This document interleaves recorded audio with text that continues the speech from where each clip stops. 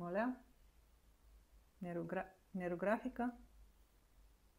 Какви сте рисунки, странни впечатления, промяна? Добре. И вие ли се чудите какво е това нейрографика, какви са тези странни рисунки, за какво говорят тези хора? Защо има толкова много рисунки в моя филм? Здравейте!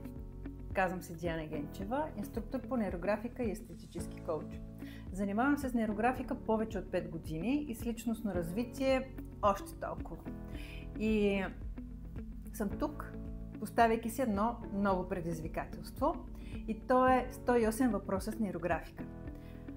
Нека съберем минимум 108 въпроса, след 108 няма да ги броя, свързани с нейрографика. Какво е нейрографика? Как ни помага? Как да рисуваме правилно? Може ли да сбъркам? Може ли да рисувам за някой друг? Имате ли такъв въпрос? Имате ли изобщо въпрос, свързан с нейрографика? Запишете ми го в линк под това видео и аз с удоволствие ще ви отговоря. Дали е с видео, дали ще бъде с пост, но ще ви отговоря. Искам да събера минимум 108 въпроса, свързани с нейрографика.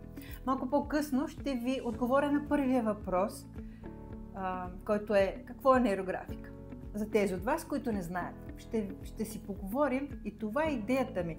Да си поговорим и да разкрием повече от същността на метода, от дълбочината, която има зад думата нейрографика. Така че очаквам вашите въпроси. Също така ще бъда щастлива да споделите вашето мнение и впечатление, ако вече сте рисували нейрографика, и какво най-много ви харесва в този метод. Нека създадем една интересна дискусия, свързана с нейрографика. Очаквам ви!